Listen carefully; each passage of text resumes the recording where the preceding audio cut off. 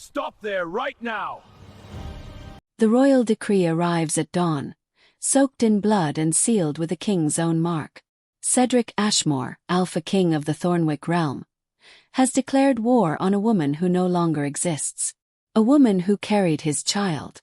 A woman who vanished like smoke 3 months ago, leaving only whispered rumors and a broken blood oath in her wake.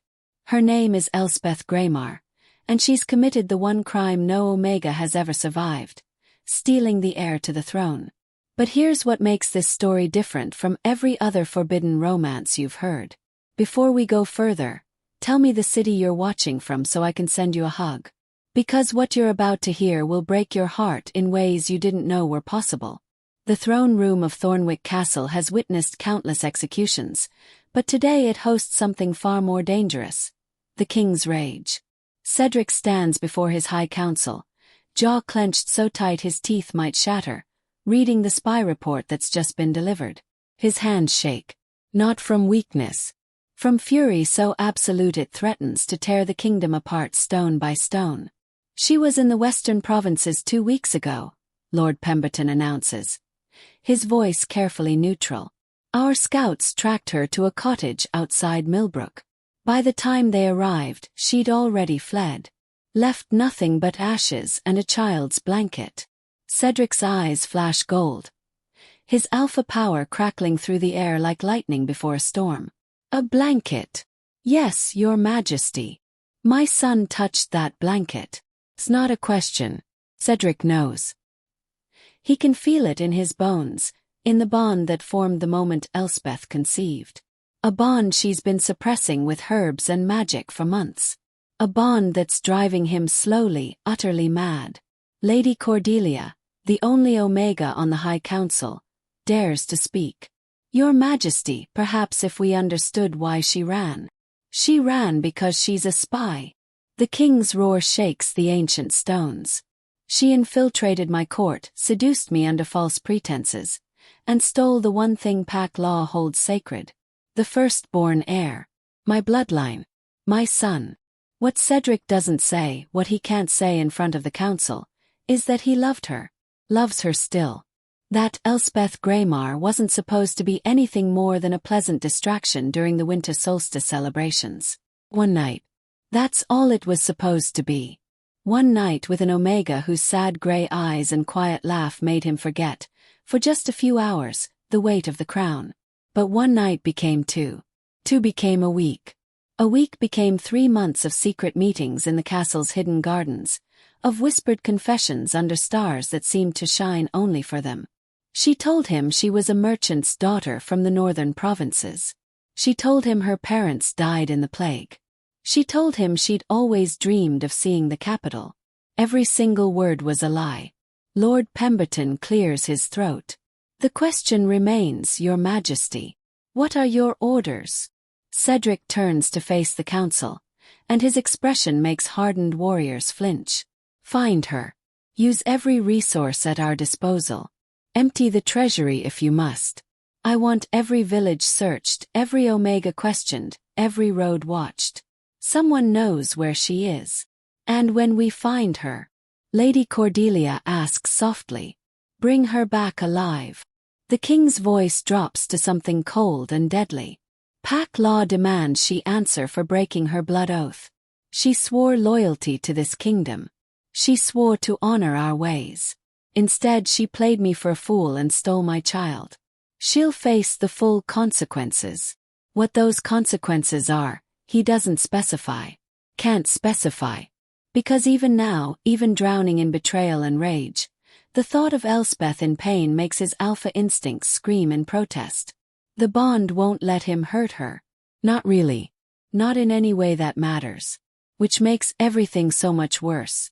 300 miles away, in a farmer's cottage borrowed under a false name, Elspeth nurses her son and tries not to weep.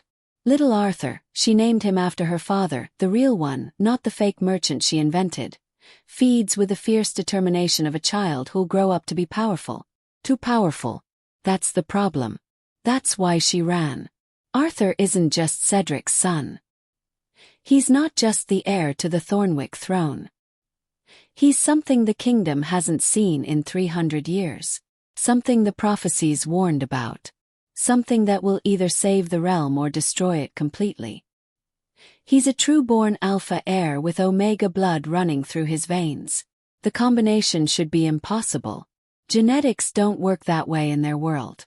Alphas breed with Omegas and produce betas, occasionally other alphas, never anything complicated. But Elspeth isn't a normal Omega. She's from a bloodline so old and forbidden that even speaking her family's true name is punishable by death. She's a Shadowborn, the last of a line that once rivaled the royal family for power. A line that was systematically destroyed 2 centuries ago when King Cedric's great-great-grandfather decided he couldn't risk anyone challenging his rule.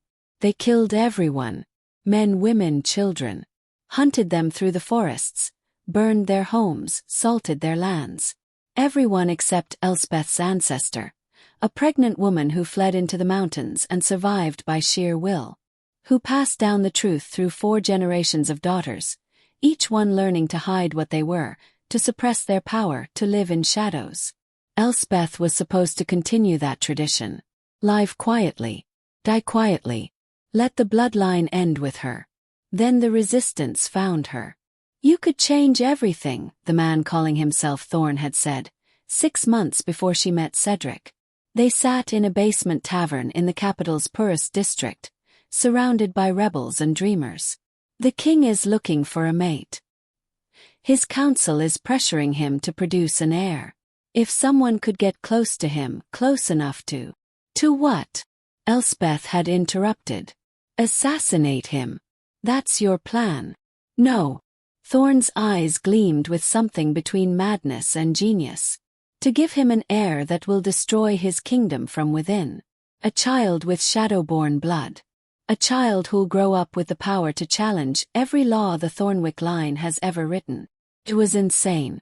It was impossible. It was exactly the kind of long-term thinking that desperate people embrace when all other options have failed. Elspeth said yes. She infiltrated the castle during the winter solstice. Got hired as a temporary seamstress. Made sure to be in the garden, looking beautiful and melancholy, the night Cedric went for one of his famous brooding walks. Everything was calculated. Everything was planned.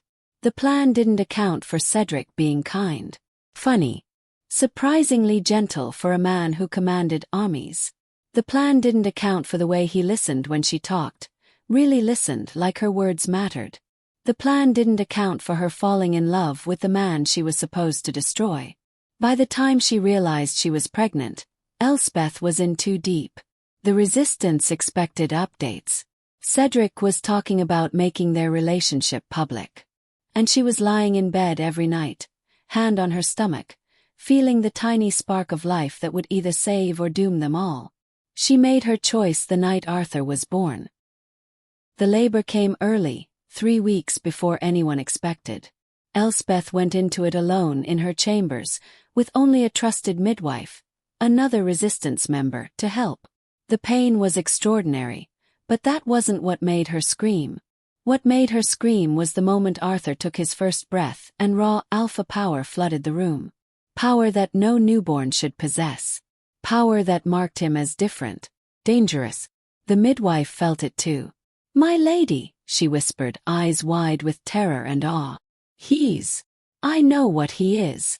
Elspeth took her son, still bloody and wailing, and held him close. "Which is why we're leaving. Tonight. Before anyone else realizes. The resistance wanted a weapon. They're not getting my child." Her voice was steel. "Help me or don't. But I'm leaving." The midwife, a woman named Margaret with 3 children of her own, made her choice. She helped Elspeth pack. Helped her steal down the servants' corridors. Helped her through the tunnel that led beyond the castle walls. At the gate, Margaret pressed a purse of coins into her hands. "You're doing the right thing," Margaret said. "That boy. He's special. But special doesn't mean he should be used." Elspeth fled into the night with Arthur wrapped in a blanket against her chest. She didn't leave a note. Didn't leave an explanation. Just vanished, and lets Cedric believe the worst. Better he think her a traitor than know the truth. Better he hunt her with rage than realize he has a son who could tear his kingdom apart just by existing. That was 3 months ago. Now, nursing Arthur in a borrowed cottage while rain drums against the roof, Elspeth knows her time is running out. The king's men are getting closer. Yesterday, soldiers questioned the village innkeeper. The day before, they searched a farmhouse 2 miles north. They're tightening the net. Soon, very soon, they'll find her. Arthur finishes feeding and looks up at his mother with eyes that are already shifting between gray and gold.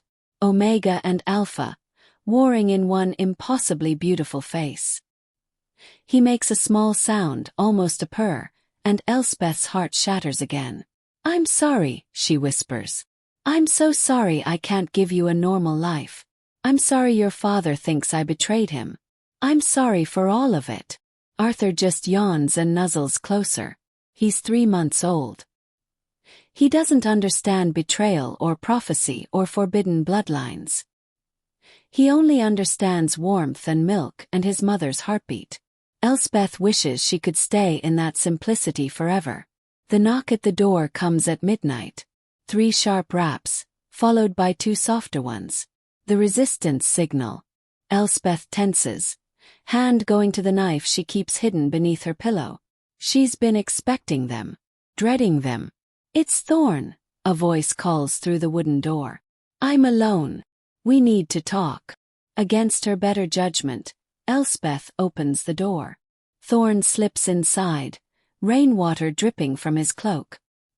He's older than she remembers, more gaunt. The resistance is clearly not prospering. "You've been avoiding us," he says without preamble.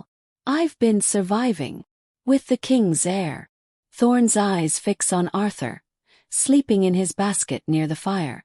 "The weapon we've been waiting centuries for." "He's not a weapon. He's a baby. He's a Shadowborn alpha. Do you have any idea what that means? What he could do once he's grown?" Thorn moves closer, and Elspeth shifts to block his view of Arthur. "He could challenge Cedric's rule. Could unite the Shadowborn remnants. Could finally give our people justice for." "Our people are dead," Elspeth interrupts coldly. "Slaughtered 200 years ago. You're not fighting for them. You're fighting for revenge. And what are you fighting for? To play house with the king's bastard. To pretend you can outrun your bloodline." Thorn's voice rises. "The king is hunting you. His soldiers are everywhere. You think you can hide forever. I'll hide as long as I must. Then you're a fool." Thorn pulls a rolled parchment from his cloak and tosses it on the table. "That's the latest royal decree. Read it." With trembling hands, Elspeth unrolls the parchment. The words swim before her eyes. "By order of King Cedric Ashmore, Alpha Sovereign of Thornwick and Protector of the Realm, the Omega known as Elspeth Greymar is hereby declared an enemy of the crown. Any citizen who provides shelter, sustenance, or aid to this criminal will face execution. Any citizen who provides information leading to her capture will receive 10,000 gold sovereigns and a title of nobility. Furthermore, let it be known that the child stolen from the castle 3 months past is the legitimate heir to the Thornwick throne. Pack law demands his return. Any harm that befalls this child will be avenged 1,000-fold. Elspeth Greymar has broken her blood oath. She has violated pack law. She will answer for these crimes before the High Council. This is not a request. This is an absolute decree. The parchment is signed in Cedric's own hand, sealed with his personal mark. Official. Irrevocable. Deadly. "He's made you infamous," Thorn says quietly. "Every bounty hunter in the kingdom is looking for you. Every desperate farmer who needs money. Every ambitious fool who wants a title. You can't run from this." Elspeth's hands shake. "Then what do you suggest?" "Use the boy. Come back to the capital with the resistance. Declare Arthur's true heritage. Show the kingdom that Shadowborn blood still lives. Start a revolution. He's 3 months old. He won't always be." Thorn leans forward, eyes gleaming with fanatic certainty. Imagine it. The king's own son, raised by us, taught our ways. In 20 years he could take the throne. Could undo everything Cedric's family has built. Justice, Elspeth. Real justice. For a moment she's tempted. The rage inside her, the rage inherited from generations of murdered ancestors, screams yes. Make them pay. Use Arthur as a weapon. Destroy the Thornwick line the way they destroyed the Shadowborn. Then Arthur whimpers in his sleep, and reality crashes back. No, she says firmly. I won't do that to my son. Find another weapon. Thorn's expression hardens. Then you're on your own. The resistance won't help you anymore. Won't hide you. Won't protect you. When the king's men come, and they will come, you'll face them alone. I've been alone this whole time. So be it. Thorn turns toward the door, then pauses. One more thing. The king knows about your bloodline. Someone talk. He knows you're Shadowborn. He knows what Arthur is. And he's still hunting you. Ask yourself why. He leaves before Elspeth can respond, disappearing into the rain-soaked night. She stands frozen, Thorn's words echoing in her mind. He knows. He knows what Arthur is. And he's still hunting you. Why would Cedric do that? If he knows Arthur is part Shadowborn, if he understands the danger, why not simply declare the child illegitimate? Why not disown him? Why hunt across the entire kingdom for a baby that could theoretically destroy everything he's built? Unless Cedric doesn't want to destroy Arthur. Unless he wants them both back. Unless, despite everything, despite the betrayal and the lies and the broken blood oath, some part of the Alpha King still cares. Well, Elspeth can't let herself think that way. Can't let hope creep in. Hope is more dangerous than any soldier. She packs quickly, efficiently. By dawn, she and Arthur are gone, leaving the cottage as empty as she'd found it. The hunt continues. In the capital, Cedric receives word that Elspeth was spotted near Millbrook but escaped again. He throws a goblet across the throne room, watching it shatter against stone. His council watches nervously. They've never seen their king this unstable. The alpha power rolling off him in waves makes even the bravest warriors uneasy. She's using resistance connections, Lady Cordelia observes carefully. Someone is helping her move, covering her tracks. Then find them. Arrest them. Make them talk. Cedric's voice is rough from shouting. He hasn't slept properly in weeks. The bond with Elspeth pulls at him constantly, an ache in his chest that never fades. He can feel her out there, frightened and desperate, and it's killing him. Lord Pemberton steps forward. Your Majesty, I must speak plainly. The council is concerned. Your obsession with this Omega is affecting your judgment. Perhaps it's time to consider that she may never be found, that the child may be lost, that you must produce another heir with a proper mate. Someone from a noble bloodline. Someone who won't betray the crown. Cedric is across the room before anyone can blink, hand wrapped around Pemberton's throat, lifting the older man off his feet. His eyes burn pure gold. His alpha command fills every corner of the chamber. My son is not lost. My son is alive, and I will find him. As for Elspeth, she's mine. Blood oath or not, lies or not, she's mine. And I will have her back. He releases Pemberton, who collapses gasping. The council exchanges worried glances. Their king is coming apart. The question is whether he'll destroy the kingdom in the process.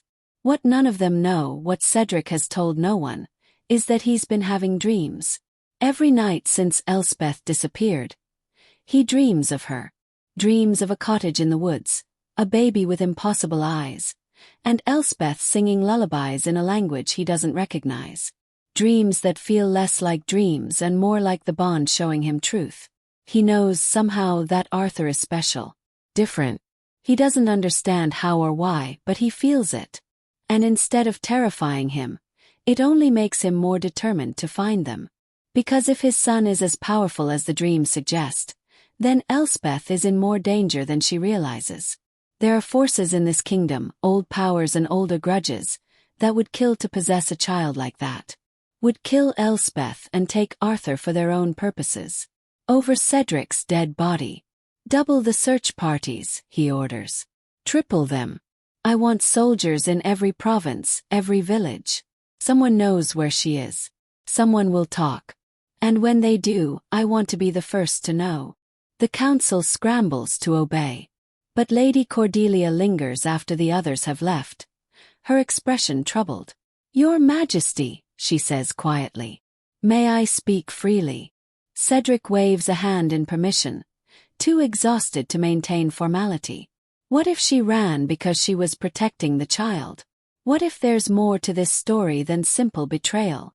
She's a spy, Cordelia. A Shadowborn spy sent to infiltrate my court and destroy my family. What other story could there be? I don't know. But I've been thinking about the timing. She didn't run while she was pregnant. She could have fled at any point during those months, taken your child before he was born and disappeared where you'd never find her. But she stayed. She let you feel the bond forming. She let you know about the pregnancy. It wasn't until after the birth that she vanished. Cedric goes very still. He hasn't thought about it that way. Hasn't let himself think about it, because the implications are too painful. What are you suggesting? He asks slowly. I'm suggesting that maybe she wasn't running from you. Maybe she was running from something else. Someone else. The resistance, perhaps. Or whatever forces she thought would harm the child. That makes no sense. If she wanted protection, she could have come to me. I would have given her anything. Everything. Would you? Cordelia meets his eyes steadily. If she told you she was Shadowborn, that your child carried forbidden blood, that half your council would demand his death the moment they learned the truth, would you really have been able to protect them both? Or would pack law have forced your hand? The question hangs in the air like a blade. Because Cordelia is right. Pack law is absolute. The Shadowborn were declared enemies of the realm 2 centuries ago. That declaration has never been revoked. If the council learned that Arthur carried that bloodline, they could legally demand his execution. And as king, Cedric would be bound by law to comply. Unless he chose his son over his kingdom. Unless he was willing to tear apart everything his family built rather than lose his child. Find her, Cedric says quietly. But Cordelia, when we do, I want her brought to me first. Before the council. Before anyone else. I need to hear her side of this. I need to understand why. Cordelia nods. I'll make sure of it, Your Majesty. She leaves, and Cedric is alone with his thoughts and his dreams and the bond that won't stop pulling him toward a woman who may have betrayed him or may have saved his son.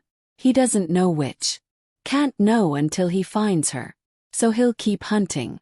Keep searching. Because whatever the truth is, he needs to hear it from her lips. Elspeth makes it another 2 weeks before they corner her. It happens in a village called Thornhill, ironically named given who's chasing her. She's buying supplies at the market, hood pulled low, Arthur sleeping in a sling against her chest. She thinks she's been careful. She's been wrong before. The soldiers appear from 3 directions at once, cutting off all escape routes. 6 of them, all alphas, all wearing the royal colors. The market goes silent. Everyone can sense what's about to happen. The lead soldier, a grizzled captain named Whitmore, approaches with hands raised in a peaceful gesture. Lady Greymar. Or should I say Lady Shadowborn? By order of King Cedric, you're under arrest for treason, kidnapping and violation of your blood oath. Come peacefully and you won't be harmed. Elspeth's hand goes to the knife hidden in her cloak. And my son. The prince will be returned to his father where he belongs. Over my dead body. Whitmore sighs. Please don't make this difficult. We have orders to bring you both back alive. But if you resist, if you put the child in danger, those orders might change. Is that what you want? It's a trap. Clever one. If she fights, she proves she's willing to endanger Arthur. If she surrenders, she loses him to a kingdom that might kill him the moment they discover what he is. Arthur chooses that moment to wake up. He blinks sleepily, then focuses on the soldiers surrounding them. His tiny face scrunches up, preparing to cry. And the world explodes with power. It pours from Arthur in waves, raw alpha force that no 3-month-old should be able to generate.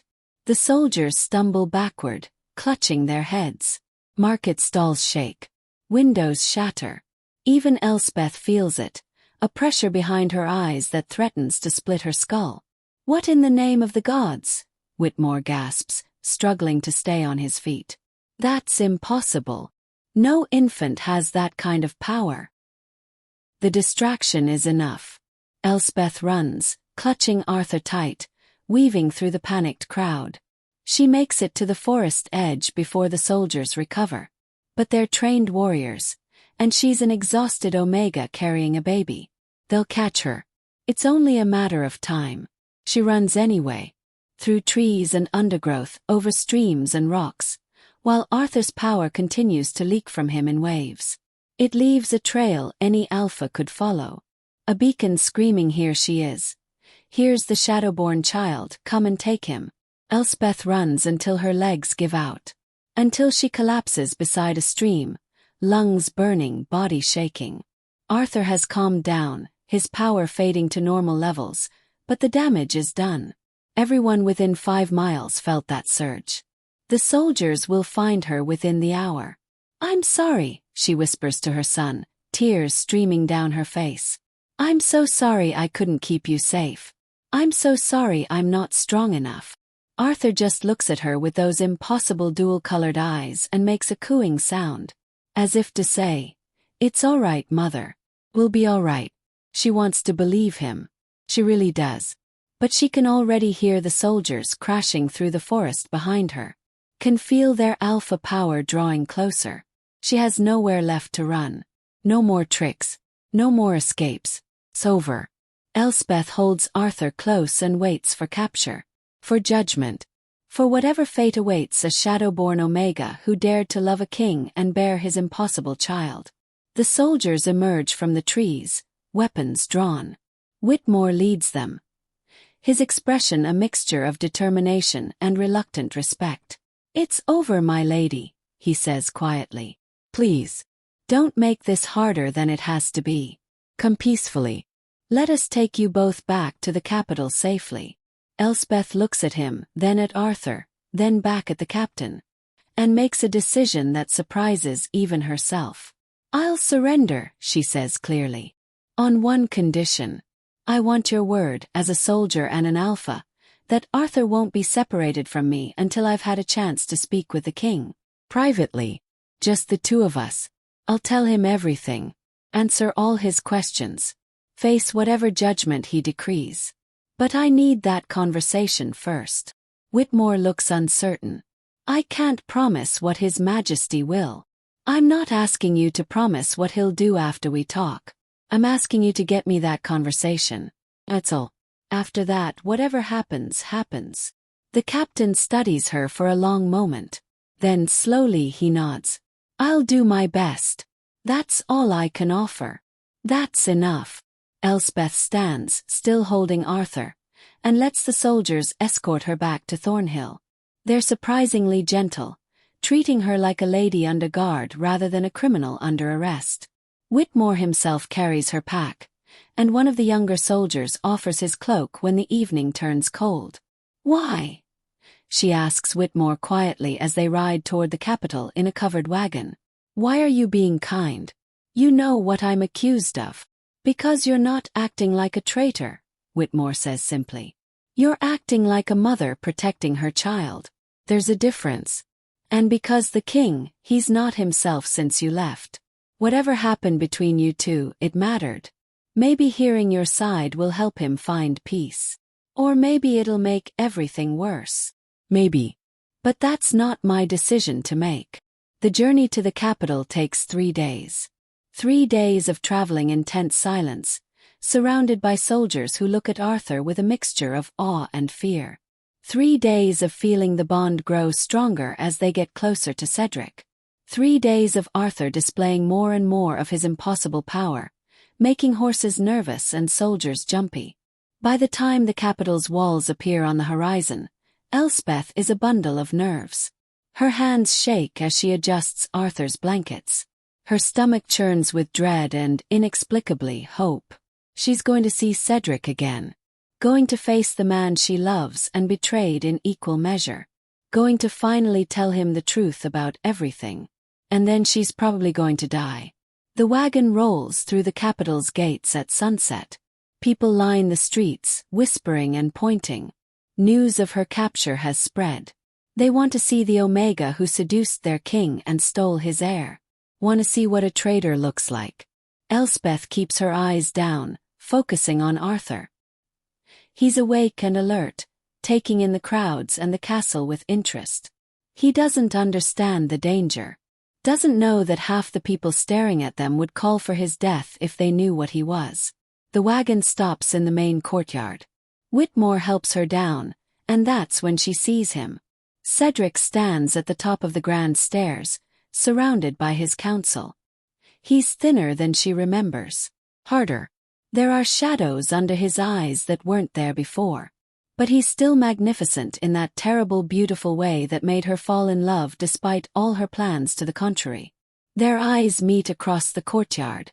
The bond flares to life, so intense Elspeth gasps. Cedric's expression doesn't change, but she sees his hands clench at his sides. Sees the way his jaw tightens. Sees the war raging behind his golden eyes. Whitmore steps forward. Your Majesty. We found her in Thornhill. She came peacefully, on the condition that she be allowed to speak with you privately before facing the council. Cedric descends the stairs slowly, each step measured, deliberate. The crowd parts for him like water. He stops 5 feet from Elspeth, and they just stare at each other. All the words she'd planned to say evaporate. All her carefully constructed explanations crumble. She can only look at him and feel the bond singing between them, stronger than ever, demanding she close the distance and throw herself into his arms. Arthur makes a small sound.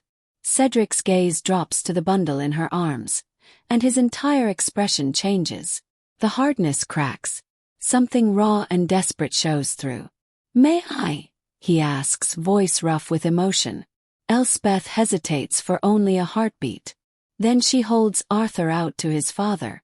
Cedric takes his son for the first time, and the courtyard holds its collective breath. Arthur blinks up at this strange man, studying him with solemn intensity. Then his tiny face breaks into a smile. A real, genuine smile of recognition. And Cedric breaks. He's perfect, the king whispers, voice cracking. He's absolutely perfect. How could you think I'd ever hurt him? How could you think I'd let anyone hurt him? Because he's not what you think he is, Elspeth says quietly. He's not just your heir, Cedric. He's something more. Something dangerous. Something your council will want destroyed the moment they find out. I know what he is. Cedric looks up, eyes fierce. I've known for weeks. Someone in the resistance told my people everything. About your bloodline. About the Shadowborn. About what Arthur represents. And I don't care. He's my son. Nothing else matters. The courtyard erupts in whispers. The council looks shocked. Lord Pemberton steps forward, face pale with fury. Your Majesty, you cannot possibly mean. I mean exactly what I said. Cedric's voice rings out across the courtyard, brooking no argument. This is my son, Heir. And anyone who threatens him answers to me.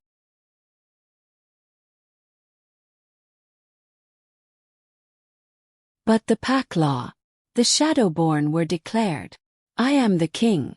Can change any law I choose. And I choose to revoke that ancient barbaric decree. The Shadowborn are no longer enemies of this realm. Effective immediately. The council explodes into chaos. Half of them shouting in protest, the other half in shock. Lord Pemberton looks like he might have a heart attack. Lady Cordelia is the only one smiling, looking satisfied with this turn of events. Through it all, Cedric stands firm, holding Arthur with one arm while the other reaches out to Elspeth. She takes his hand without thinking, and the bond surges between them with enough force to make them both stagger. "We need to talk," Cedric says quietly, for her ears only. "Privately. Away from this circus. Will you come with me?" Elspeth nods, not trusting her voice. Cedric turns to face his council. "Lord Pemberton, you're dismissed. All of you are dismissed. Lady Cordelia, you'll ensure we're not disturbed. Captain Whitmore, your service is noted and appreciated. Everyone else, get out of my courtyard." His alpha command is absolute. Even Pemberton, furious as he is, has no choice but to obey. The courtyard clears within minutes, leaving only Cedric, Elspeth, Arthur, and a handful of distant guards. "Come," Cedric says, still holding their son. "Let's go somewhere we can talk properly." He leads her through the castle, not to the throne room or any formal chamber, but to his private apartments. The same rooms where they spent so many stolen hours together during those 3 perfect months. The same rooms where she'd lie in his arms and almost tell him the truth before fear stopped her. Cedric hands Arthur back to her once they're inside, then moves to pour wine from a crystal decanter. His hands shake slightly as he pours 2 glasses. "I don't know where to start," he admits, not looking at her. "There's so much I want to say. So much I want to ask. So much anger and hurt and confusion that I can barely think straight." "Start with the questions," Elspeth suggests quietly. "Ask me anything. I'll answer truthfully this time. No more lies." Cedric finally turns to face her. "Did any of it matter? Those 3 months we spent together. The conversations. The laughter. The nights you fell asleep in my arms.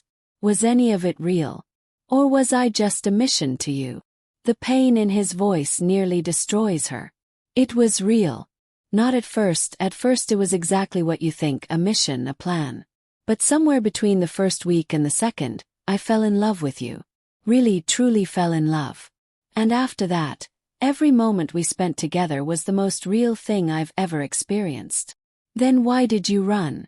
If you loved me, if it was real, why didn't you trust me enough to stay?" "Because I was terrified." The words burst out. "Because I knew what Arthur was before he was even born. I could feel his power growing inside me. Knew he was going to be something unprecedented. Something that would either change the kingdom or get us both killed. And I didn't know which one you'd choose, Cedric. Your son or your crown. Your love for me or your duty to pack law. I couldn't take that risk. Not with his life." Cedric sets down his wine glass with deliberate care. "So you ran. Took the choice away from me entirely. Decided I wasn't worth trusting." "It wasn't about trust. It was about survival. The resistance wanted to use him as a weapon. Your council would have demanded his execution. I was caught between 2 forces that both wanted to destroy my son, just in different ways. So I took the only option I had left. I disappeared. And left me to go insane wondering where you were. Wondering if you were alive or dead. Wondering if my son was safe or suffering. Do you have any idea what these 3 months have been like?" Cedric's voice rises. "I've barely slept. Barely eaten. I've torn apart my kingdom searching for you. Alienated half my council. Made enemies I can't afford to make. All because you didn't trust me enough to stay. I was protecting him. You were protecting yourself from having to believe in me." Cedric roars back. "From having to trust that I'd choose you both over everything else. And you know what the worst part is? You were right not to trust me. Because 3 months ago, I don't know if I would have chosen you. I don't know if I would have been brave enough to tear apart pack law for an Omega I barely knew and a child who threatened everything my family built." The admission hangs in the air like smoke. Elspeth feels tears streaming down her face. "But I would now," Cedric continues, voice dropping to something raw and honest. "I would burn this entire kingdom to the ground before I let anyone hurt you or Arthur. I would tear apart every law, every tradition, every ancient decree. I would give up my crown, my title, everything if that's what it took to keep you both safe. You didn't give me the chance to prove that. You just ran. I'm sorry. Elspeth's voice breaks. I'm so sorry. You're right. I should have trusted you. Should have told you the truth. Should have given you the choice. I was so focused on protecting Arthur that I didn't stop to think about what I was doing to you. I didn't think about how the bond would affect you. How not knowing would drive you mad. I just panicked. And I ran. And I'm sorry. Arthur, sensing the tension between his parents, starts to fuss. Elspeth automatically begins to soothe him, rocking gently, making soft sounds. Cedric watches them, expression unreadable. Tell me about the Shadowborn, he says finally. Tell me everything. I want to understand what I'm dealing with. What Arthur is dealing with. So Elspeth tells him. She tells him about the massacre 2 centuries ago. About her ancestor who escaped and passed down the truth through generations of women who learned to hide, to suppress their power, to live as ghosts in the kingdom that had tried to erase them. She tells him about the prophecy, the one that says a child born of both bloodlines will either unite the realm or destroy it. She tells him about Arthur's power, the impossible combination of Alpha and Omega that makes him something entirely new. The Resistance thinks he's a weapon, she explains. Something they can use to overthrow your family and restore the Shadowborn to power. But he's not a weapon. He's a child. A little boy who's going to grow up with more power than any of us can imagine. And we have to figure out how to raise him so he doesn't destroy himself or everyone around him. Cedric has been pacing while she talks, processing everything. Now he stops and looks at her directly. What do you think the prophecy means? Unite or destroy? Which will he do? I don't know. I think it depends on how we raise him. What we teach him. Whether we show him that power can be used for protection instead of destruction. Whether we teach him to bridge the divide between Shadowborn and Thornwick instead of deepening it.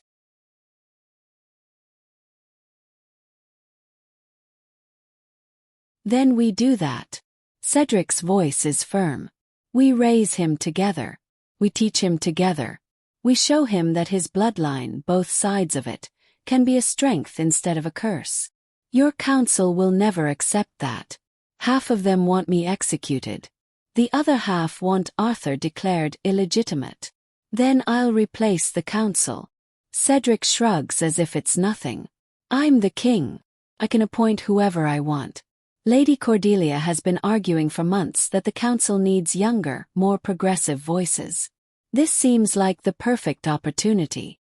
You can't tear apart your entire government because of me. Watch me. Cedric moves closer, until he's standing right in front of her. Close enough that she can feel his warmth, smell the familiar scent of him that used to make her feel safe. Elspeth, I meant what I said in the courtyard. You and Arthur are mine. I will do whatever it takes to keep you both safe and together. If that means changing laws, replacing advisors, or declaring war on my own council, then that's what I'll do. That's insane. Probably. But I've been insane since the day you disappeared. Might as well lean into it. Despite everything, Elspeth almost laughs. This is the Cedric she fell in love with. The one who makes terrible jokes in serious moments. The one who's willing to be absurd if it means protecting the people he loves. Arthur makes a small sound, drawing both their attention. He's looking between his parents with those dual-colored eyes, seeming to sense that something important is happening. His tiny hand reaches out toward Cedric, opening and closing in a universal gesture of want. He wants you to hold him, Elspeth says softly. Cedric takes Arthur again, and this time he takes his time, really looking at his son, counting his tiny fingers, marveling at the impossible perfection of him. Arthur seems content in his father's arms, making small cooing sounds and waving his hands. He has your eyes, Cedric says. Well, one of them anyway. The gray one. The gold is from me. He has your stubbornness. Even at 3 months old, when he wants something, he doesn't give up until he gets it. That's definitely from you. They smile at each other, tentative and careful but genuine. And for a moment it feels almost like before. Like they're just Cedric and Elspeth, Two people who fell in love and had a baby and are trying to figure out how to make it work. Then reality crashes back in. What happens now? Elspeth asked. I came back prepared to face judgment, to answer for my crimes. Your council is expecting a trial. There won't be a trial. Cedric's voice is firm. I'm invoking sovereign privilege.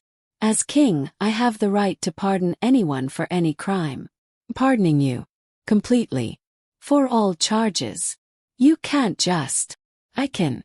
The council can protest all they want, but sovereign privilege is absolute. They can't override it. They'll say you're being controlled by the bond. That I'm manipulating you. That you're not thinking clearly. Let them say it. Cedric shrugs. I'll deal with the political fallout later. Right now, all that matters is making sure you and Arthur are safe. And then what? I live in the castle as what, exactly? Your mistress. Your secret shame. Cedric goes very still. When he speaks, his voice is careful. What do you want to be? I don't understand. Yes, you do. He hands Arthur back to her and takes both her hands in his. Elspeth, what do you want to be to me? Because if you're asking what I want you as my mate. My queen. My partner in every sense. I want to make this official, legal, binding. I want the kingdom to know that you and Arthur are mine and I'm yours. But only if that's what you want too. Elspeth's heart is pounding so hard she can barely hear him over the sound of it. You want to mate with me. Officially. Even knowing what I am. What I've done. Especially knowing what you are. Elspeth, you're Shadowborn. Arthur is half Shadowborn. If I mate with you, if I make you queen, I'm sending a message to the entire kingdom that the old prejudices are over. That Shadowborn and Thornwick can coexist.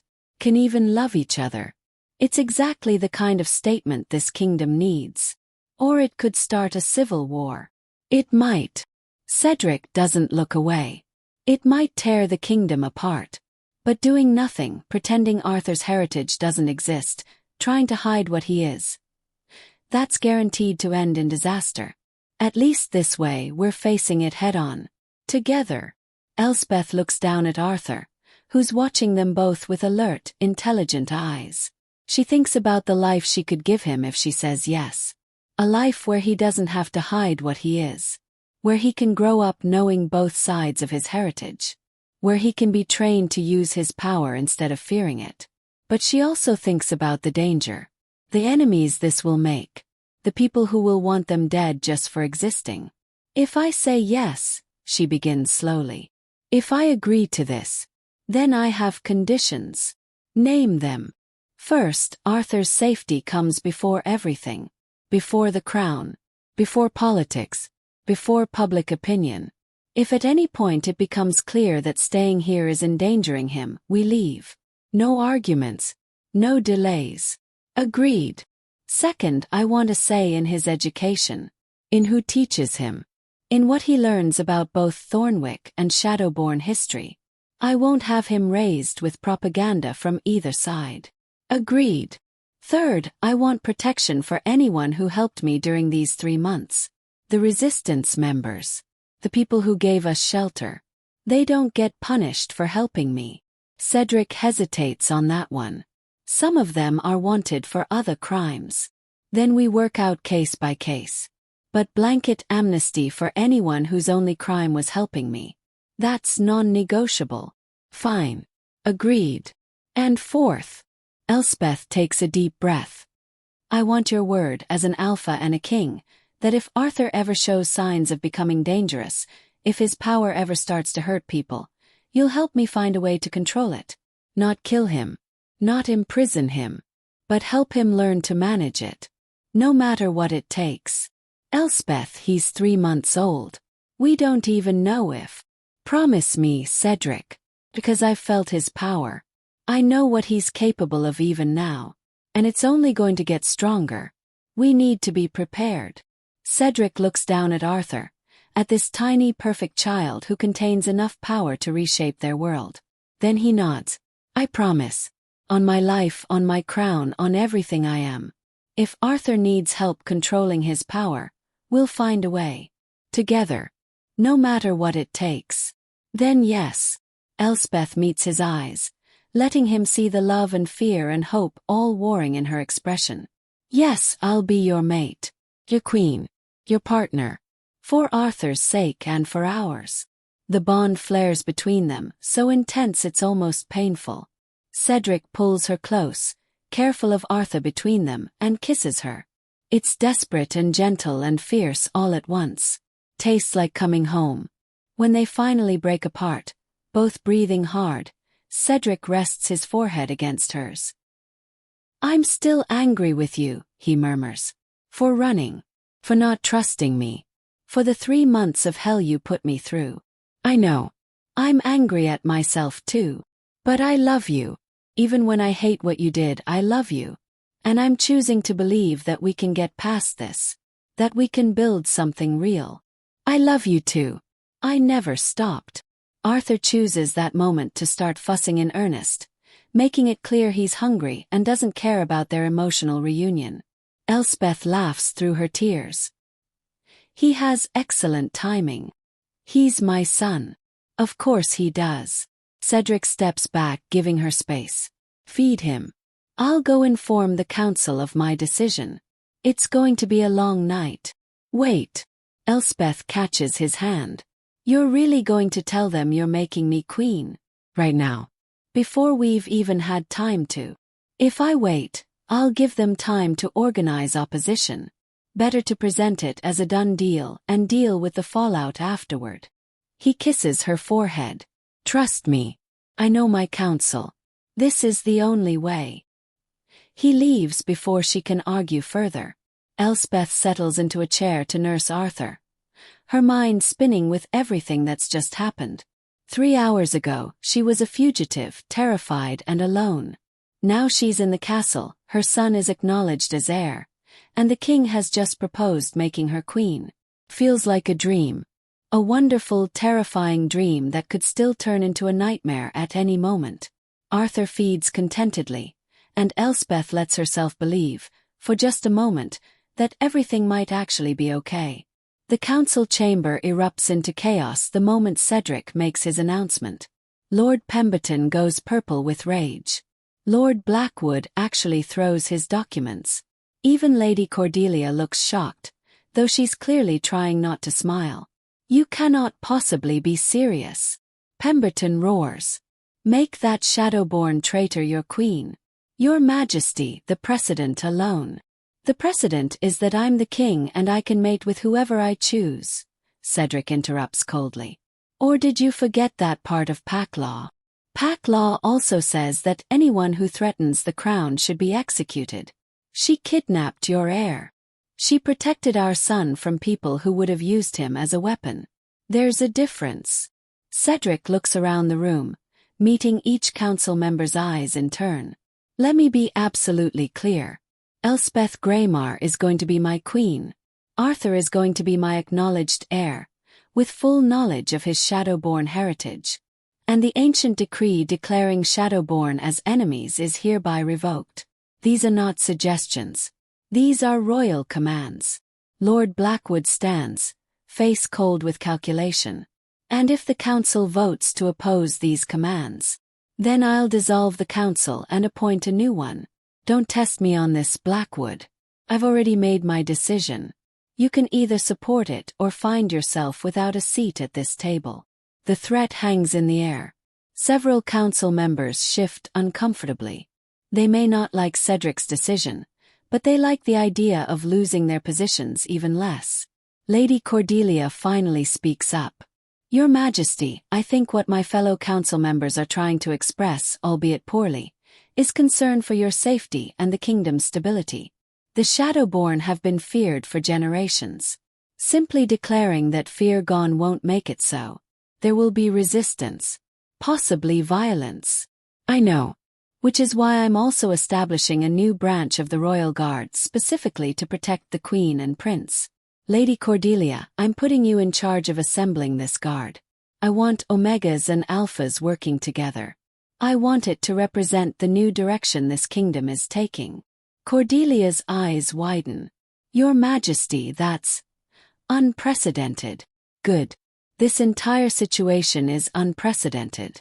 We might as well embrace it. Pemberton is still sputtering. The other kingdoms will see this as weakness. They'll think you're being controlled by an Omega spy. They'll see a king confident enough in his power to mate with whomever he chooses. Cedric cuts him off. And they'll see an heir with bloodlines from two of the most powerful families in history. That's not weakness. That's strength. The argument continues for hours. Cedric remains firm on every point, refusing to budge an inch. By the time the council is finally dismissed, half of them are furious, a quarter are calculating how to turn this to their advantage, and the remaining quarter are cautiously optimistic. Cordelia lingers after the others leave. That was quite a performance, Your Majesty. It wasn't a performance. I meant every word. I know. That's what makes it so effective. He pauses. You really love her, don't you? More than I knew was possible. Is that foolish? Probably. But the best things in life usually are. Cordelia moves toward the door, then stops. For what it's worth, I think you're doing the right thing. The kingdom has been stagnant for too long. Maybe this is exactly the shake-up we need. Or maybe it'll tear us apart. That too. But at least it won't be boring. After she leaves, Cedric allows himself a moment of doubt. What if he's wrong? What if this decision destroys everything his family built? What if he's sacrificing the kingdom's stability for his own happiness? Then he thinks of Arthur's impossible eyes. Of Elspeth's fierce love for their son. Of the bond between them that refused to break even when everything else fell apart. Well, he's not wrong. This is exactly what the kingdom needs, even if they don't know it yet. He just has to make sure they all survive long enough to see it. The mating ceremony is scheduled for the following week. It's rushed by royal standards, but Cedric refuses to wait. Every day that passes is another day for opposition to organize. Better to present everything as inevitable and move forward. The announcement goes out to the entire kingdom. The reaction is mixed. The common people are mostly curious, excited by the scandal and drama. The nobility are split between outrage and cautious acceptance. And the resistance, according to intelligence reports, are in complete chaos, unable to decide if this is a victory or a betrayal. Elspeth spends the week in a blur of preparations. There are gowns to be fitted, protocols to be learned, etiquette lessons from patient tutors who try not to show their horror at how little she knows about royal life. Through it all, she keeps Arthur close, refusing to let him out of her sight for more than a few minutes. Cedric visits every evening, bringing reports from his spies and updates on the political situation. It's clear that trouble is brewing. Several noble families have publicly protested the match. There are rumors of assassination plots. The northern provinces are particularly upset, seeing this as a betrayal of traditional values. Maybe we should wait, Elspeth suggests one night after Arthur has fallen asleep. Give people time to adjust to the idea. Waiting just gives our enemies time to organize, Cedric responds. No, we move forward as planned. Even if it starts a civil war. It won't come to that. Most of the opposition is just noise. When they see that I'm serious, that I'm not going to be swayed, they'll fall in line. And if they don't, Cedric's expression hardens. Then they'll learn that opposing their king has consequences. The night before the ceremony, Elspeth can't sleep. She stands at the window of her chambers, looking out over the capital, and wonders what she's gotten herself into. Tomorrow, she'll become queen of a kingdom that half hates her. She'll be bound by a mating bond that's even stronger than the one already pulling at her. She'll be committing herself and Arthur to a life of constant danger and political intrigue. Having second thoughts, she turns to find Cedric standing in the doorway. He's not supposed to be here the night before the ceremony, but clearly he's no more capable of following tradition than she is. Terrified thoughts, she admits. Cedric, what if we're making a mistake? What if this is too much, too fast? It probably is. He crosses the room to stand beside her. But waiting won't make it easier. And at least this way, we're facing it together. Together. Elspeth tests the word. I've been alone for so long. I don't know how to be part of a team. Neither do I. We'll figure it out as we go. They stand in silence for a moment, looking out at the sleeping city. Tomorrow everything changes.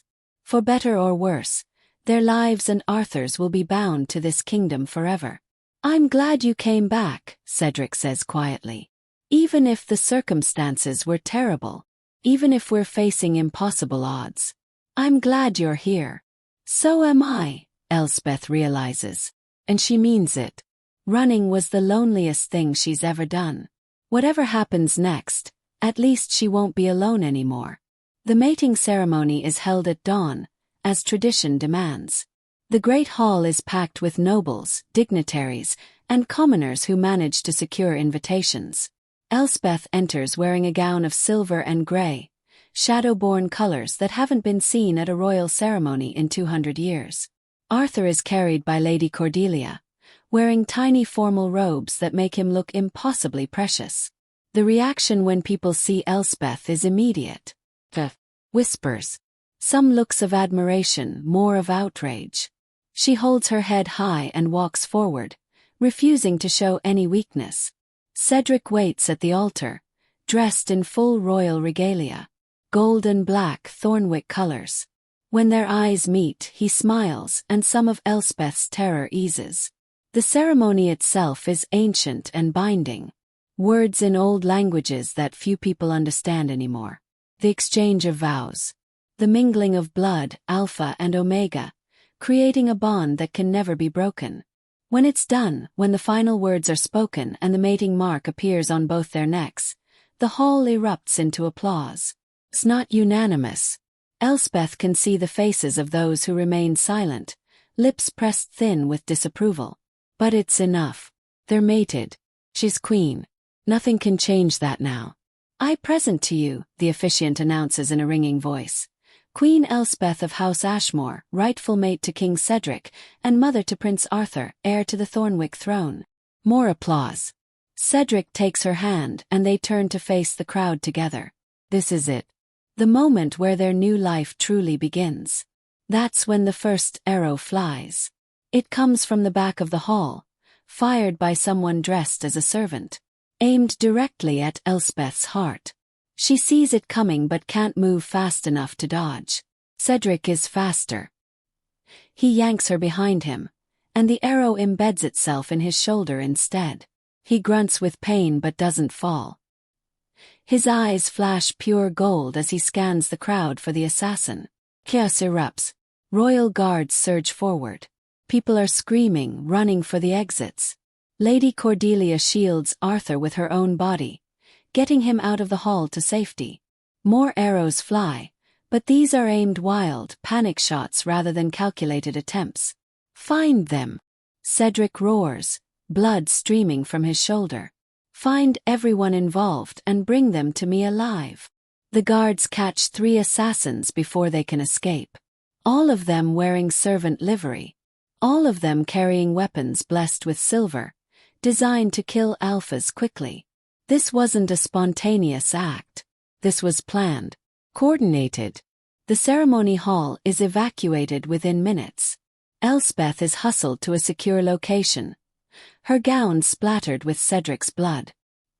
He refuses medical attention until she and Arthur are confirmed safe. I'm fine, he says through gritted teeth when the healers finally reach him. Just get the arrow out and bind it. Your Majesty, you need rest. I need to interrogate the people who just tried to kill my mate. Rest can wait. The interrogation reveals what Cedric feared. The assassins were hired by a group of nobles from the northern provinces. Lord Ravencroft, Lord Ashford, and Lord Pemberton himself, along with a dozen lesser families. They'd planned the attack for weeks, waiting for the perfect moment when security would be focused on the ceremony itself. Pemberton. Cedric's voice is deadly calm. My own council member. He was the ringleader, the guard captain reports. The others might have had doubts, But Pemberton convinced them. Said you were being controlled by Shadowborn magic. Said it was their duty to save you. Save me by killing my mate at our own mating ceremony. Yes, your majesty. Cedric stands, ignoring the pain in his shoulder. Arrest them all. Every noble family involved. Seize their lands, their titles, everything. And bring Pemberton to me. I'll deal with him personally. Elspeth finds him hours later, alone in his private study. The arrow has been removed, the wound bound, but he looks exhausted, furious, devastated. It's my fault, he says before she can speak. I pushed too hard, moved too fast. I should have known they'd retaliate. You couldn't have known they'd attempt assassination at our mating ceremony. I should have. I've known these men for years. Known their prejudices, their fear. I just thought. He stops, running a hand through his hair. I thought being king would be enough. That my word would be law and they'd fall in line. I was naive. Elspeth moves to stand beside him. What happens now? Now I make an example. Execute Pemberton and the ringleaders. Exile the others. Show the kingdom that threatening the queen means death. That'll make you look like a tyrant. Better a tyrant than a weak king who can't protect his own mate. Or, Elspeth says carefully, you could offer mercy. Cedric looks at her like she's insane. They tried to kill you. During our mating ceremony. In front of the entire court. I know. And they should face consequences. But execution. Mass exile. That'll just create martyrs. Give the opposition something to rally around. Better to show that you're confident enough to show mercy. Strong enough that their assassination attempt is just an inconvenience. You want me to forgive the people who tried to murder you. I want you to be smarter than they are. Don't give them the war they're trying to start. Imprison Pemberton for life. Strip the others of their titles but let them keep their lands and lives. Show the kingdom that you're a king who values justice over revenge. Cedric stares at her for a long moment. Then, incredibly, he laughs. You've been queen for 6 hours and you're already giving me political advice. Bad advice. No. Actually, it's brilliant. I hate it, but it's brilliant.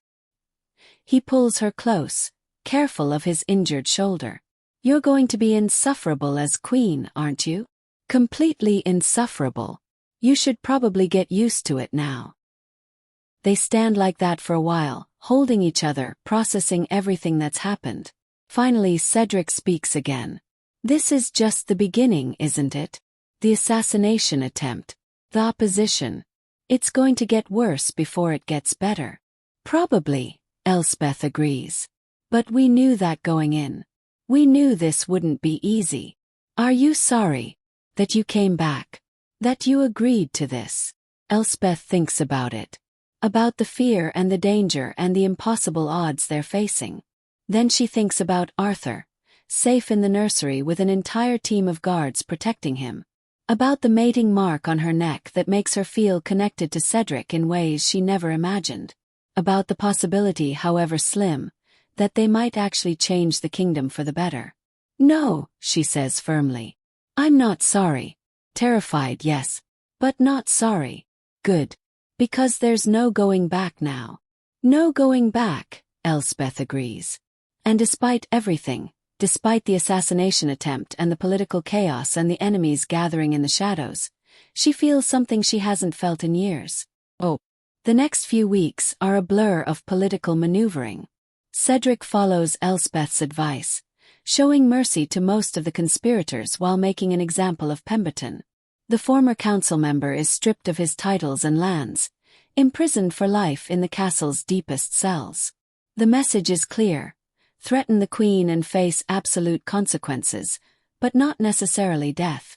The response is cautiously positive. Many nobles who were on the fence about the new queen see Cedric's mercy as a sign of strength rather than weakness. The common people who never cared much about Shadowborn prejudices anyway, are mostly just excited about the scandal and the drama. But there are still pockets of resistance. The northern provinces remain hostile. Several noble families withdraw from court entirely, making their disapproval clear without openly rebelling. And the resistance, now leaderless after Thorn's death in a skirmish with royal guards, splinters into a dozen competing factions. Through it all, Elspeth adjusts to her new role. Being queen is harder than she imagined. There are endless ceremonies to attend, decisions to make, people to meet. She has to learn the intricate dance of court politics while also watching her back for assassins. But she has help. Lady Cordelia becomes her closest advisor, teaching her the unwritten rules of the court. Captain Whitmore, promoted to head of the Queen's Guard, takes his duty seriously, assembling a team of loyal warriors who actually seem to respect Elspeth despite her Shadowborn heritage. And Cedric is her partner in every sense, consulting her on major decisions, defending her against criticism, making it clear that anyone who disrespects the Queen disrespects the King himself. Arthur thrives in the castle. At 6 months old, he's already showing signs of incredible intelligence and power. Objects move when he cries. Lights flicker when he laughs. The nursery staff is both terrified and devoted to him. "We need to start training him," Elspeth says one evening as she and Cedric watch Arthur play with his toys. Well, play might be too gentle a word. He's currently making wooden blocks float in the air, giggling with delight. "He's 6 months old," Cedric points out. "And he's already displaying more power than most adults ever achieve. We can't wait until he's older. By then, his power might be uncontrollable. What do you suggest?" "I suggest we find someone who understands Shadowborn magic. Someone who can teach him to control it before it controls him." Cedric's expression darkens. "The Shadowborn were almost completely wiped out. I don't know if anyone with that knowledge still exists." "Then we find ancient texts. Study the old ways. Something. Cedric, we can't ignore this. The prophecy said Arthur would either unite or destroy the kingdom. Right now, I'm not sure which way he's heading." As if to emphasize her point, Arthur makes all the blocks explode simultaneously. Splinters of wood fly everywhere. He claps his hands with joy at the destruction. "Point taken," Cedric mutters, calling for servants to clean up the mess. "I'll have my scholars search the archives. Somewhere in this castle, there must be records of how the Shadowborn controlled their power."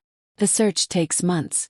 But eventually, deep in the castle's oldest vaults, they find what they're looking for. Ancient texts written in languages long dead, describing techniques for channeling and controlling raw magical power. Meditation practices, breathing exercises, ways to ground oneself when the power threatens to overflow. Elspeth studies these texts obsessively, trying to adapt them for a child as young as Arthur. It's not easy. Most of the techniques require a level of self-control and concentration that a baby simply can't achieve. But slowly, carefully, she starts to see progress. When Arthur gets upset and his power starts to spike, Elspeth sings to him in the old Shadowborn language, and the power calms.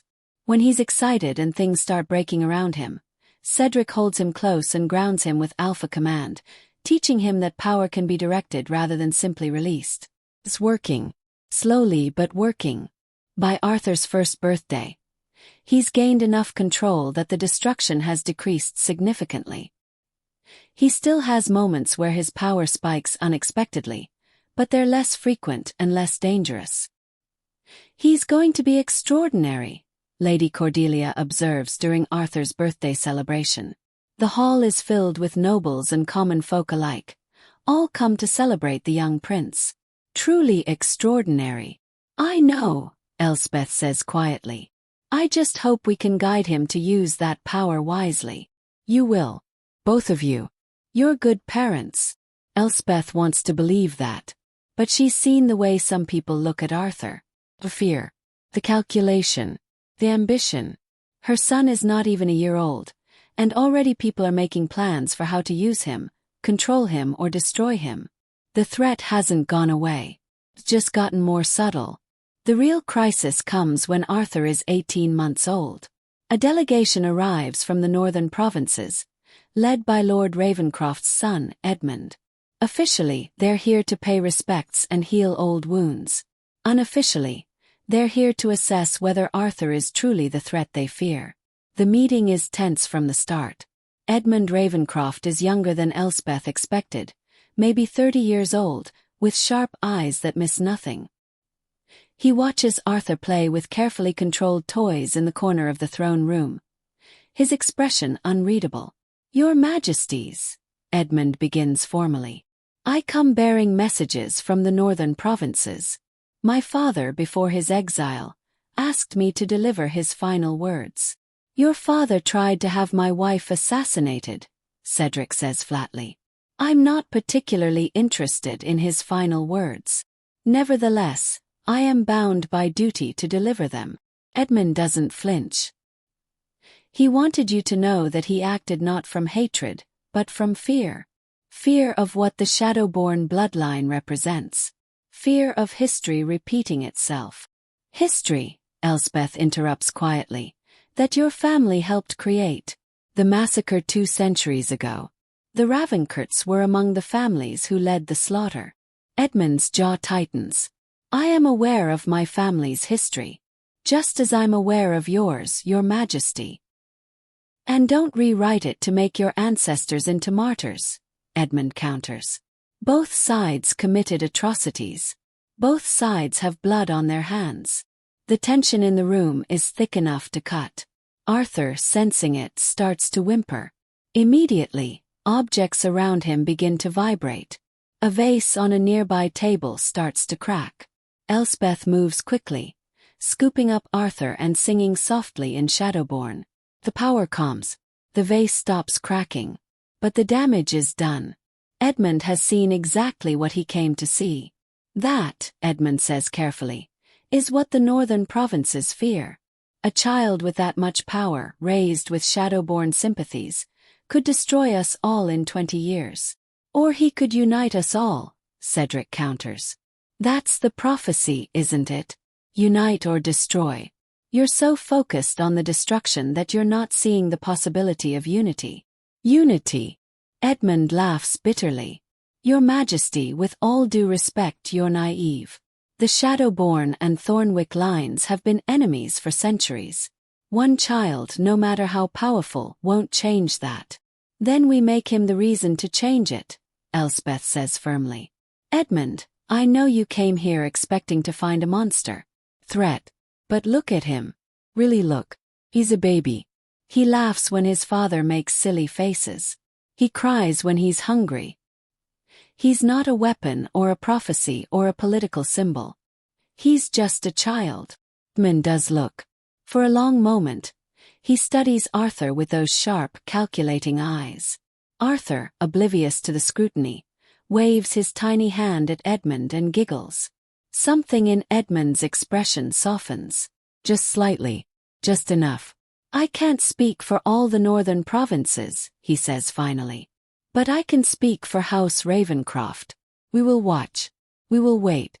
And if the prince proves himself worthy of his birthright, if he shows that he can bridge the divide rather than deepen it, then perhaps we can move past our fears. That's all we ask," Cedric says. "A chance. Time to prove that this can work." Edmund nods slowly. He bows, formal and correct, and takes his leave. But before he exits, he pauses and looks back at Arthur one more time. "For what it's worth," he says quietly, "I hope you're right. I hope he does unite us. Because if he destroys us instead, there won't be a kingdom left for anyone." The meeting leaves both Cedric and Elspeth shaken. They'd hoped for immediate acceptance, but what they got was conditional tolerance. "It's better than open war, but not by much.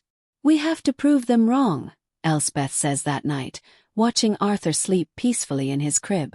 "We have to show them that Arthur can be what the prophecy promised. A uniters, not a destroyer." "How?" Cedric asked. "He's 18 months old.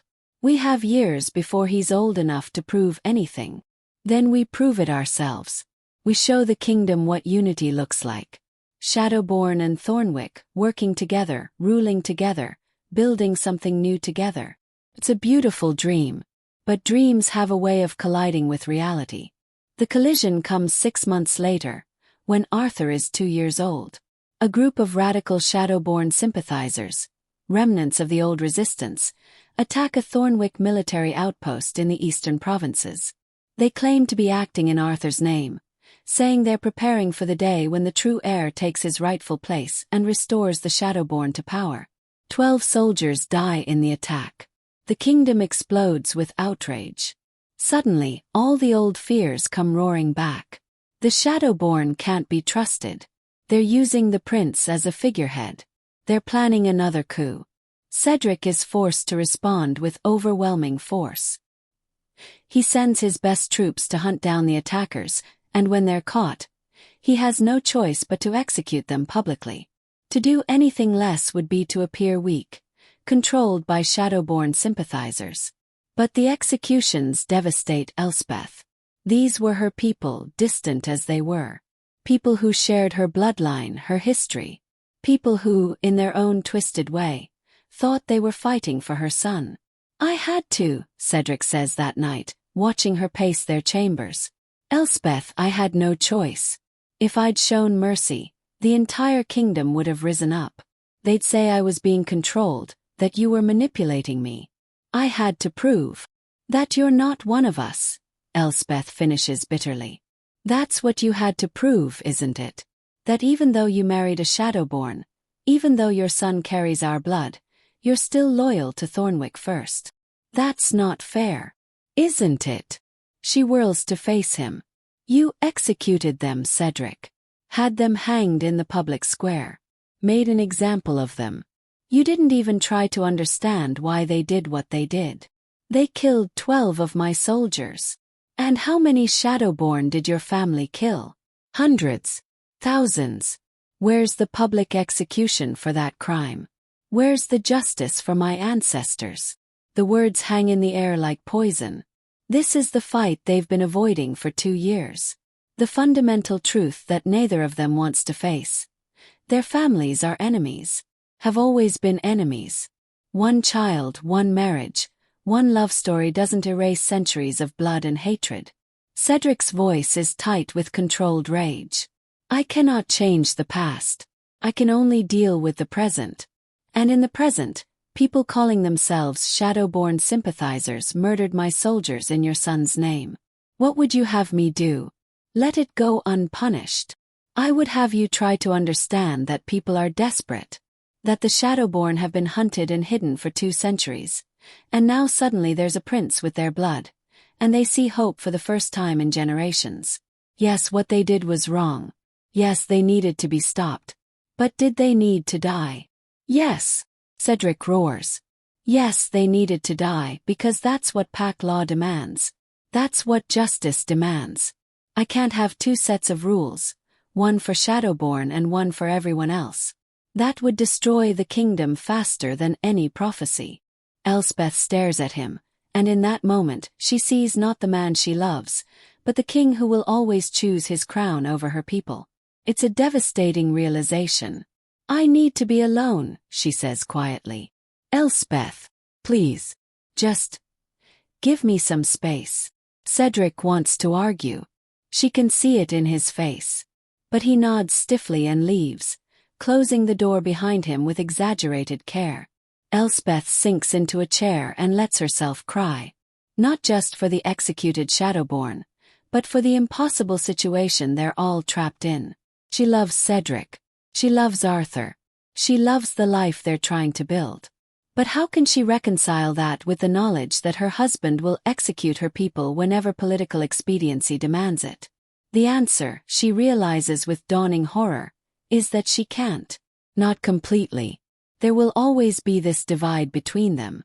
This fundamental difference in loyalty and priority. Maybe that's what the prophecy meant all along.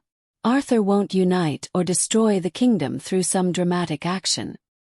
He'll do it simply by existing, by forcing everyone around him to choose sides, by making the divide between Shadowborn and Thornwick impossible to ignore.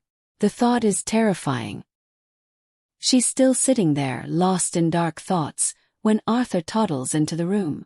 At 2 years old, He's precocious and curious, already speaking in full sentences and displaying alarming amounts of power. He must have escaped from his nursemaid. "Mama's sad?" he asks, climbing into her lap with the determined awkwardness of a toddler. "Yes, sweetheart. Mama is sad." "Why? How do you explain political executions and centuries of genocide to a 2-year-old? Don't. You simplify. Because sometimes grown-ups have to make very hard choices, and those choices hurt people." Arthur considers this with serious eyes. Papa made hard choice. Yes, Papa made a hard choice. Papa loves Mama. Yes, baby. Papa loves Mama very much. Then why Mama cry? Out of the mouths of babes. Why indeed? Because love isn't always enough. Because sometimes love has to coexist with duty and politics and impossible situations. Because being queen of a divided kingdom means constantly choosing between what's right and what's necessary. Because love is complicated, Elspeth says finally. But it's still worth it. Do you understand? Arthur nods solemnly, though she doubts he really understands. Then he does something that breaks her heart and puts it back together simultaneously. He wraps his tiny arms around her neck and holds on tight, and she feels his power, that impossible, beautiful, terrifying power, wrap around her like a blanket, comforting, protecting, promising that everything will be okay. "I love you, Mama," Arthur whispers. "I love you too, sweetheart. So much." They stay like that for a long time, mother and son, while the kingdom outside continues to tear itself apart over what they represent.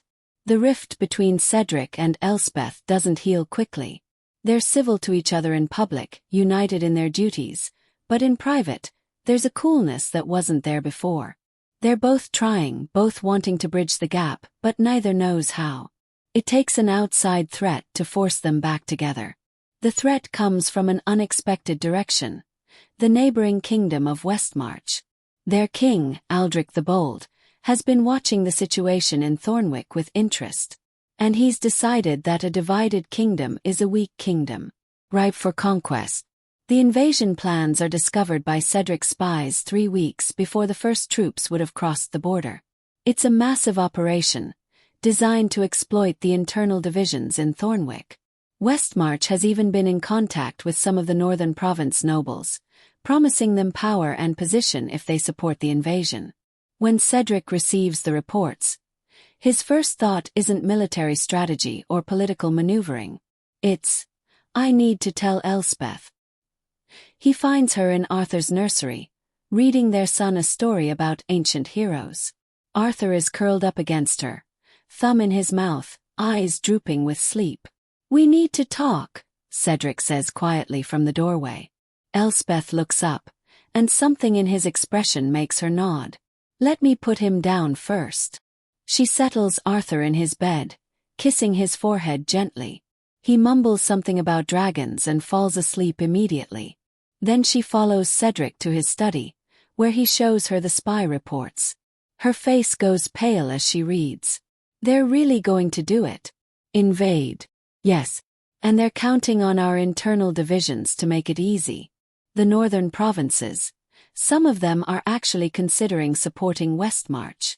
That's treason. That's desperation. Cedric sinks into a chair, suddenly looking exhausted. They're so afraid of what Arthur represents that they'd rather be conquered than ruled by him someday. Elspeth sets down the reports carefully. What are you going to do? I don't know. If I mobilize the army, it might trigger the invasion early. If I wait, I give them time to solidify their alliances. If I try to negotiate with the northern provinces, I look weak. I'm trapped. For the first time since their fight, Elspeth moves close to him.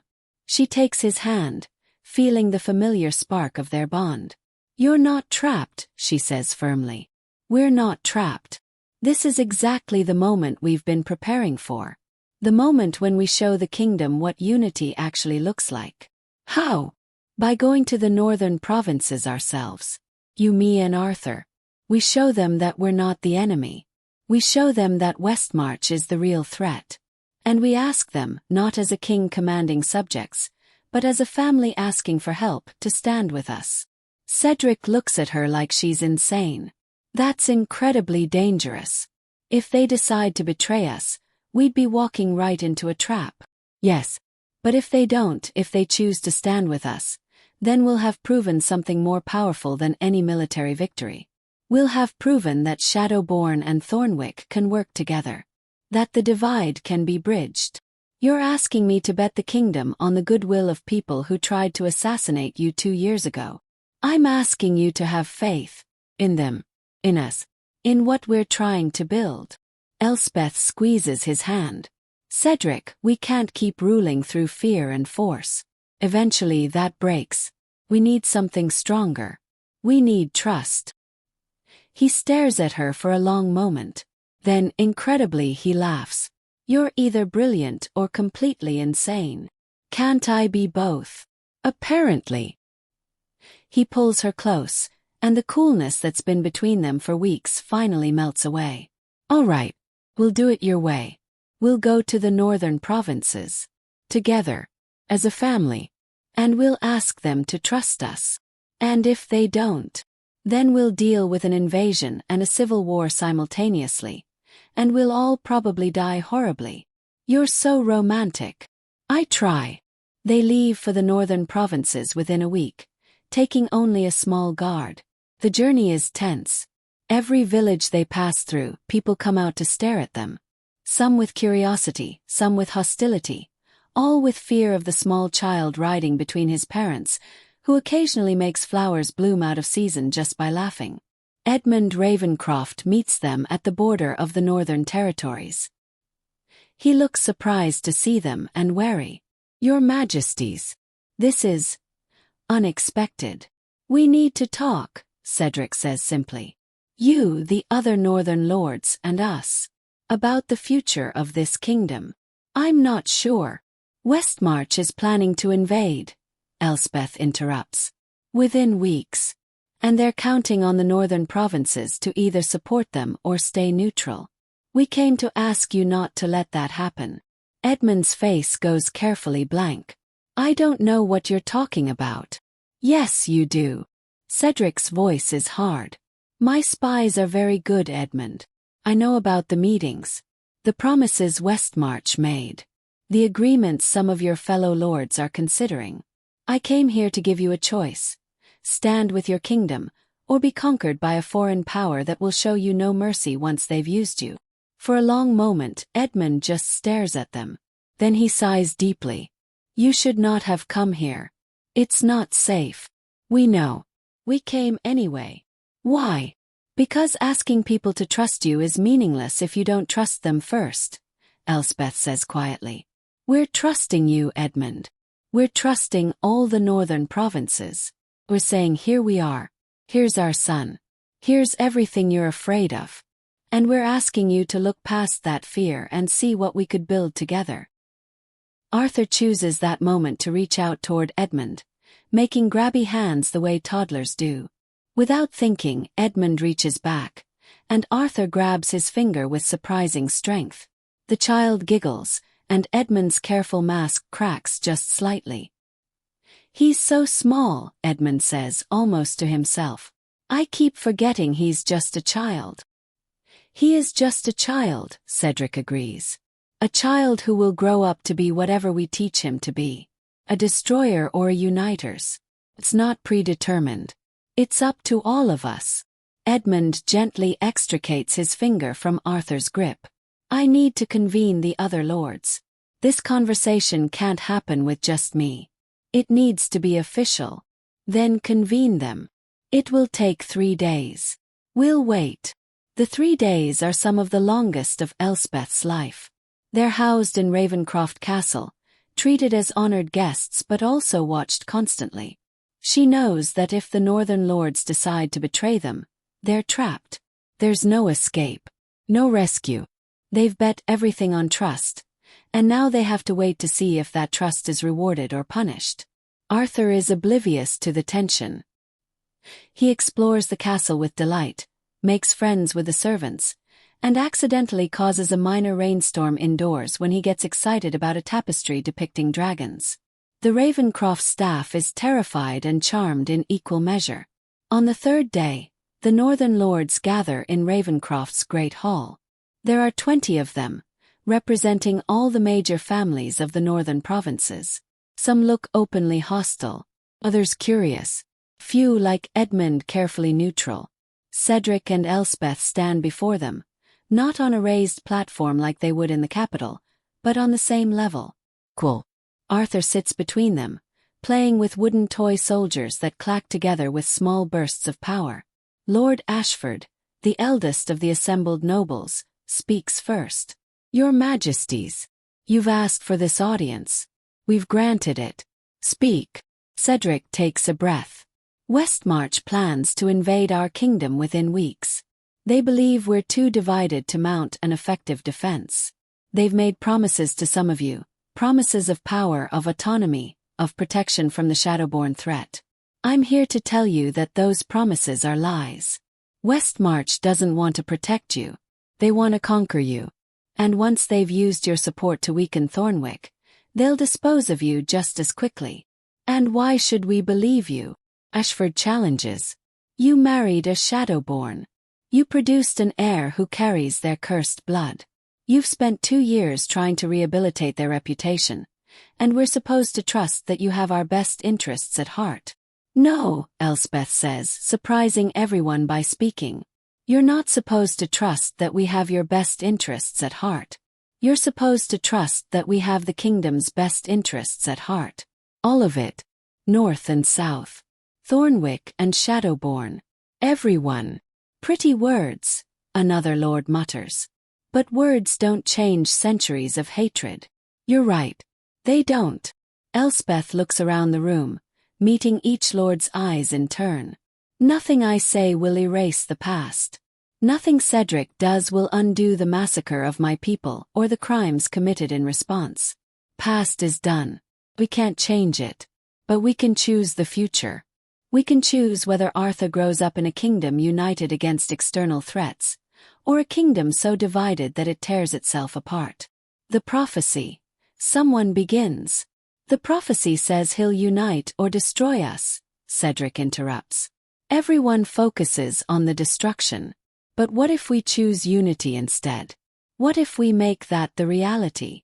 Arthur, bored with the adult conversation, stands up and toddles toward Lord Ashford.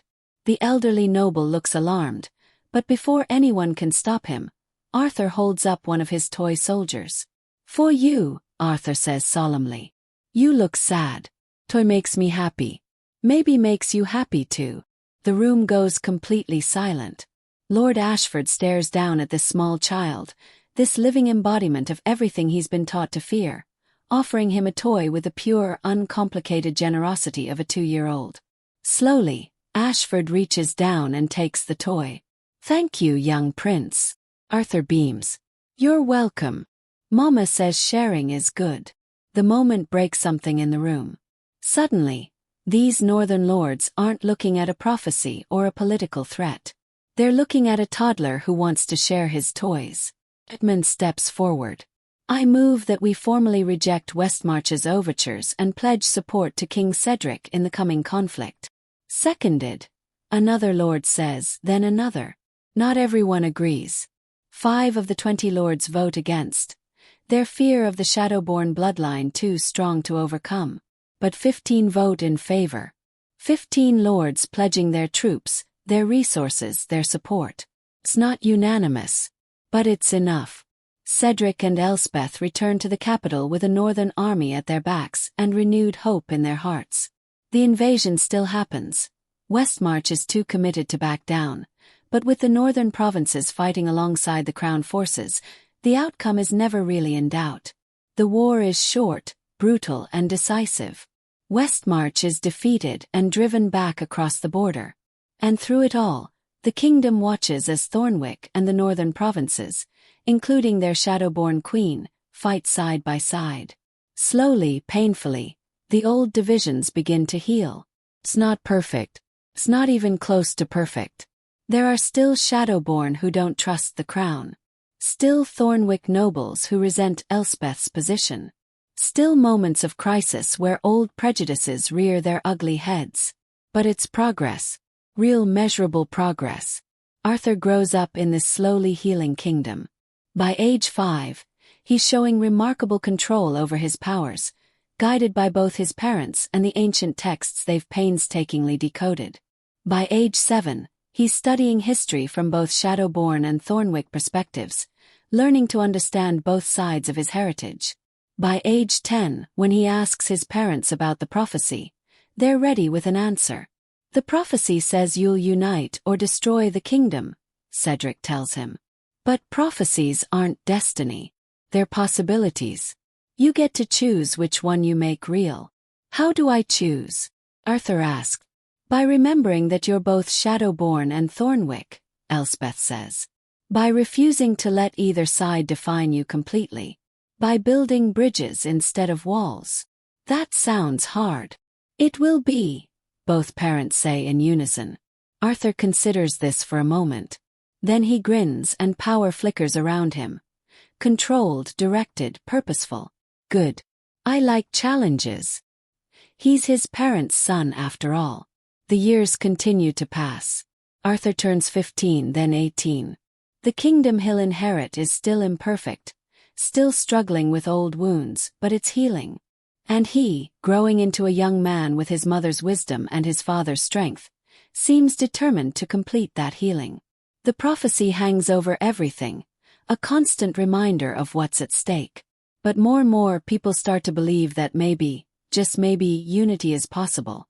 That the Shadowborn prince might be the bridge they've needed for centuries. That's when the real test comes. Arthur is 20 years old when the Shadowborn who've been hiding in the deep wilderness finally reveal themselves. There are more of them than anyone realized. Hundreds of families who've spent 2 centuries in hiding, passing down their culture and power in secret. They've been watching Arthur's rise, and now they want to reclaim their place in the kingdom. They send representatives to the capital with a demand: full restoration of Shadowborn rights, lands, and political power. Or else they'll support Arthur in overthrowing his own father and taking the throne by force. It's the moment everyone has been dreading. The moment when Arthur has to choose. His Thornwick heritage or his Shadowborn blood.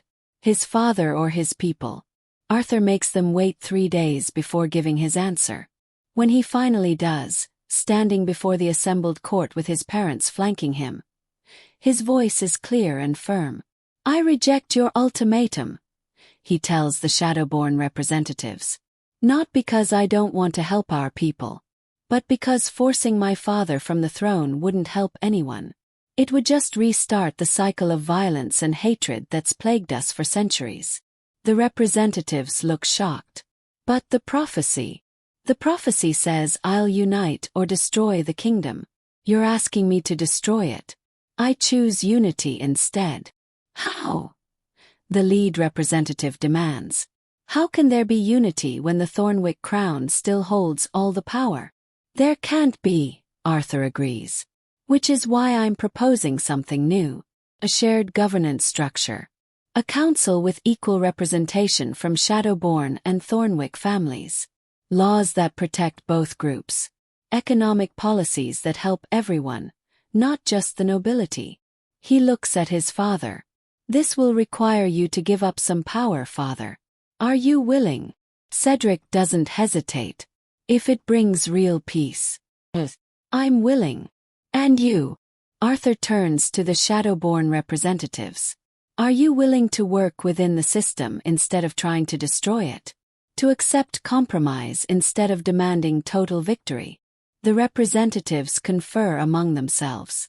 Takes hours. Weeks of negotiation. But eventually, slowly, an agreement is reached. The Kingdom of Thornwick becomes the Kingdom of Thornwick and Shadow, a shared realm with dual governance. It's messy. It's complicated. It requires constant negotiation and compromise. But it works. Arthur doesn't unite the kingdom through conquest or prophecy or magical power. He unites it through the boring, difficult work of politics and diplomacy. Through listening to both sides. Through refusing to let either heritage define him completely. He becomes not the destroyer or the uniters that prophecy foretold, but something better, the bridge. The living proof that Shadowborn and Thornwick can coexist, can cooperate, can build something new together. Years later, when Arthur has children of his own, children who carry both bloodlines even more thoroughly mixed, Elspeth and Cedric watch their grandchildren play and marvel at how far they've come. "We did it," Elspeth says quietly, leaning against her husband. They're old now, gray-haired and weathered by years of ruling a divided kingdom. But they're still here, still together. Against all odds, we actually did it. Arthur did it, Cedric corrects. We just gave him the foundation. We gave him love. And the belief that unity was possible. That was enough. They watch as their grandson, Arthur's eldest, makes flowers bloom in winter the way Arthur used to. The child laughs with delight, and neither Shadowborn nor Thornwick observers flinch. Just power. Just magic. Just a child being himself. "Do you ever regret it?" Cedric asks suddenly. "Running. Coming back. All of it." Elspeth thinks about the terrified Omega who fled in the night, convinced she was protecting her son. About the years of struggle and compromise and impossible choices. About the time she wanted to give up, to run again, to escape the impossible weight of being queen of a divided kingdom. "No," she says finally, and means it. "I don't regret any of it. 'Cause look what we built. Look at what Arthur is building. We changed the world, Cedric. We actually changed it. We did, didn't we?" He pulls her close, and the mating bond between them, as strong as ever after all these years, pulses with contentment. "My spy Omega who stole my heart and gave me a son who saved the kingdom. Not a bad legacy. Not bad at all." They stand there watching the next generation play, and for the first time in years, maybe ever, they're not worried about prophecies or politics or the future. They're just two people who loved each other enough to change a kingdom, and who lived long enough to see that change take root. The prophecy was fulfilled. Not through destruction or dramatic revelation, but through love, patience, and the slow, difficult work of healing centuries-old wounds. Arthur united the kingdom. Not because he was destined to, but because he chose to. Because his parents gave him the foundation, the love, and the belief that unity was possible.